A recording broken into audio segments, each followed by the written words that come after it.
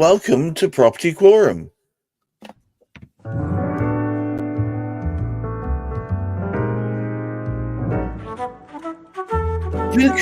Bienvenue, welcome one and all to another Property Quorum. I'm overjoyed to see in the virtual studio, of course, stalwarts Hamish McClay of Search Complaint, Juliet Baboolal of gunnercooke, and of course Chris Gilsenan of Route Home, our friendly neighbourhood developer. And we have in the studio today, as well as a special guest, Fiona Evans. Fiona Evans is from commercial insurance specialist from Severn Bay, caught between on the hop, as it were. But she is reporting from her car, and it's clear as a bell, I can tell you. But as usual, I'm going to introduce the topic and then throw remorselessly, without so much as a by your leave, Hamish straight under the bus.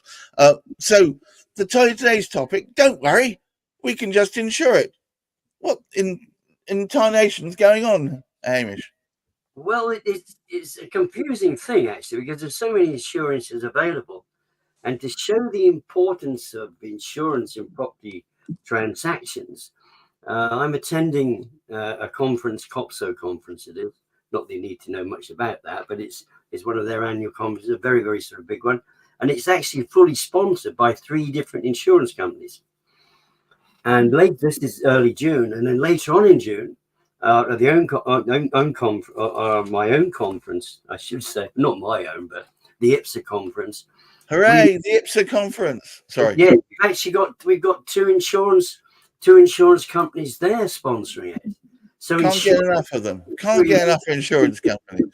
Wow. But then the thing is, it's absolutely everywhere. And I sort of dread, and I just sort of think how many insurances I need to take out to actually carry out my work. Well, that means that I have to go straight to Fiona and say, how many insurances does one actually, it sounds like it's a joke, doesn't it? How many insurances does one actually need to insure your work? And welcome, Fiona. Gosh, when you come to property, there's a myriad of policies you can have. The list doesn't end. It depends what your aspect is in respect to the property. You can be the landlord, you can be the developer, you can be the project manager. There's so many different insurances you can go for, which is why it's important to use a broker so you don't get confused or you don't leave any exposure for yourself then. Exposure, you say? Mm-hmm. Chris, nobody gets exposed without an insurance, do they? Strange segue to me when you start talking about exposure, Gareth. Nothing personal intended about that, Chris. There's so many insurances. It's true, and having the right broker on your team will. Even my broker's a bit naughty. She's like, "Well, we can always sell you more insurance if you really want us to." Yeah, it just seems like there's a never-ending supply of the stuff. There's always a policy for something else. But yeah, it is potentially never ending. It's knowing where the limits are, what you really need, and getting the right advice behind you. I'm always learning. So I found something useful the other day that one of my coaches he suggested to accelerate transactions. You can get indemnity insurance. One of the little tips that we use is to see if we can get searches indemnified. The reason being is that if you can't get an insurance policy to indemnify the searches, maybe there's an issue that's worth you getting the searches done for in the first place, because the underwriters probably know that there's an issue. So a little top tip where I learned the other day. So are you saying there's a way of flushing out any hidden misgivings on the part of the lender is to ask them to indemnify, yes, to effectively underwriters and actuaries know all the little details of underwriters. They've already done the research. Mm-hmm. Juliet, how much insurance is enough? Do you know, one of the key things with the insurance, and I agree with everyone, there's so many different insurances, is to ensure that it's worth the paper that it's written on. Because the last thing you want to do is treat the insurance policy like it's a plaster on the issue and it's time to claim and you realize it's a void policy or it's voidable. And these policies or these insurances come with conditions.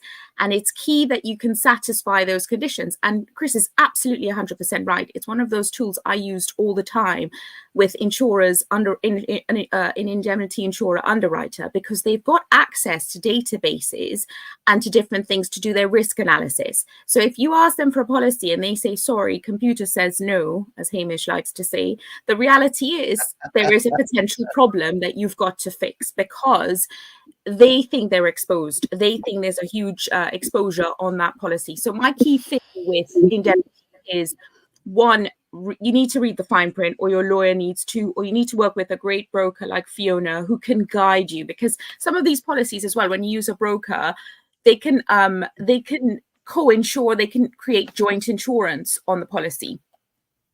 I don't know what's happened here. I'll tell you what, it does worry me that there's no rules to this thing. So how do you know when to stop insuring?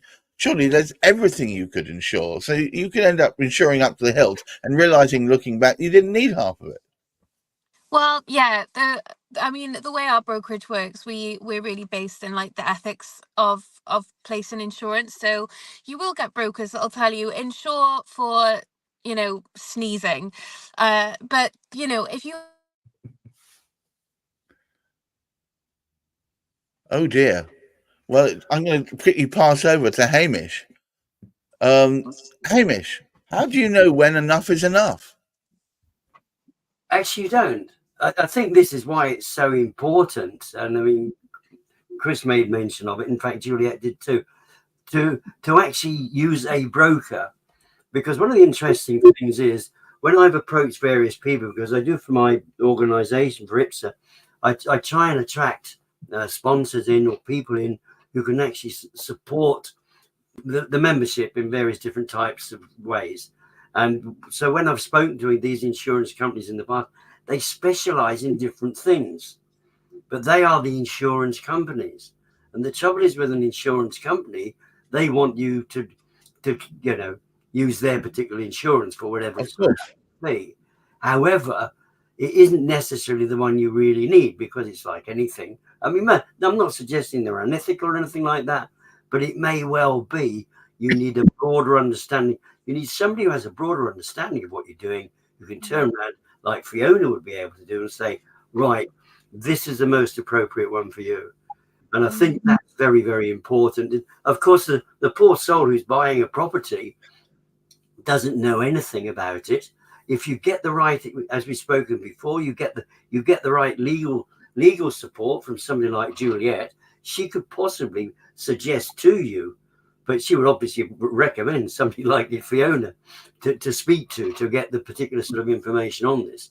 But it needs to be, we're back again, to get to speak to that specialist, speak to the right person about it, rather than going directly to an insurance company. And as usual with live shows, we lost connection when you were midway through espousing about which insurances are the best and how you know when you've got enough. I was going to give you another bite at the cherry. Well, thank you. No, I was just saying, the conditions are key. So you need to ensure that that piece of paper is worth what it's saying on there, or it is doing what it says it's supposed to do if you need to make a claim. So in an ideal world, that issue will never come up and you'll never need to make a claim, but you'd want to avoid the disappointment 5 years down the line, especially if it's a policy that's in perpetuity and you need to make a claim and you find out, well, actually there was a condition that you hadn't satisfied. So for example, if it's a planning indemnity and the works haven't been done within the past 12 months, you will not have satisfied that condition. So although you can go on to one of those websites and simply buy a policy, pay the premium and you've got the paperwork, that is not good enough because it's a void policy. When it comes time to claim, you will not be able to. So it's really important to have someone like Fiona to work with. You can ask the questions and she can say to you, look, what are those conditions? This may be better suited. It's better suited for you. When you're buying car insurance, you go on to one of those comparison websites and you look at the best deals, you look at the fine print, you look at what the excess is, etc. It's no different. And especially if it's a policy that's in perpetuity for your home, that is extremely important. You know, the search indemnity policy. So there's several types. You can get search indemnity for if instead of searches, and some lenders will accept that. If you've applied for searches and those searches are delayed, you can get search delay policies. And if you've got searches and they're historical and a bit old, you can get search validation insurance. So, you know, it really is such an amazing tool and a time saver, but it has to be the right policy for you that you can make a claim on when if necessary. It does seem to be an awful minefield. Fiona, we lost connection with you briefly, and you were telling me when you know you've got the right blooming policy, because it seems you could insure for sneezing. Yeah, I mean, you know, it gets to be one of those things. You know, how long is a piece of string? And what you want is a broker who, you know, understands what you actually need and builds it from there. So, you know, Juliet said about the endorsements and exclusions. Well, my job is to know about your property and also know about you, so that I can find a policy that doesn't have endorsements and exclusions on it that are going to make your life difficult. So, you know, I appreciate that when you're finding insurance is very overwhelming if you're not in the industry, as it would be for me, you know, in any other area of my life. I'd go to a professional advisor because I don't know how to do tax and all that stuff. So you come to a broker because we, you know, without sounding big-headed, we know what we're doing, and we'll narrow it all down for you, make it really easy, and most importantly, find the right thing for you. So not direct to the insurer, but through a broker. Yeah, an extra step in the chain. I mean, under normal conditions, I would say, why would take an extra step? I mean, but you're making a case that going through a broker is a better idea. Yes, absolutely. You know, we don't. You know, we have IFAs, we have accountants, we have solicitors, we have all these professional advisors in areas of our lives that we know nothing about. But people are reluctant to use brokers for some reason. And then you go direct to the market, you claim for something 6 months down the line, and you find out you've got a flood exclusion you didn't know about. Well, you know, it's no one's fault that they don't know those things, because they're not in the insurance industry, and insurers naturally are going to put those things in place so they don't have to pay out. So you want to have a broker that can look at everything you need and make sure that you are covered and there's no exposures. And yeah, I just think, you know, as professional advisors, that's our job, and that's what we should be doing. Chris, it reminds me, I bought some cups for Halloween with fancy faces on it, and written in tiny print on the bottom, it says not to be used for food and drink. Reading the exclusions seems to be not just de rigueur, but can really save you for a lot of egg on a lot of face. Mm-hmm. Insurance is all about risk mitigation. That's the whole purpose of it. So the top reason you would want to use a broker is they have that objectivity. So I'll just give you a little example. So we're going away. We had to buy some travel insurance, as you now have to do prior to booking all your holidays and flights and stuff like that. And I made the mistake of doing it myself. And had the missus not been sat next to me and said, well, actually, you need to click on that and that and that, I would have had a pointless policy that if we'd ever had to claim on it, it would have been absolutely void. So having a third-party member of your team, an extension of your team, who has that objectivity, who is going to represent your interests, it's paramount. Yeah. So risk, like I say, insurance is risk mitigation. It's what happens when the shit hits the fan, basically. And you want to make sure that facility is in place and the exclusions you aren't going to be caught out by them. Fiona, because you're here, I'm going to pick on you. Surely it is the insurance's deal that they must try and avoid paying out at all costs. Yeah. Of course. You know, that's why when you have, you know, a property that has a fire, for example, so a large loss, they'll instruct a loss adjuster to represent their interest. And so then, you know, our brokerage, for example, is a full service. So we'll manage claims for our clients. So not only are we representing your interests at the point of inception of the policy, but we'll also look after you when we're negotiating with the insurers. So, I mean, recently I negotiated a settlement of 230 grand up to 282,000, and that's, you know, that's 50k the insurer just wouldn't have paid had they not had someone on side to argue them. So, you know, yes, they want to pay as little as possible, and yeah, you just need someone on side to make sure that you're getting actually what you what you deserve from the policy. Hamish, it seems like a complete minefield. Well, it is indeed, which is why, of course, we go back to what we said earlier.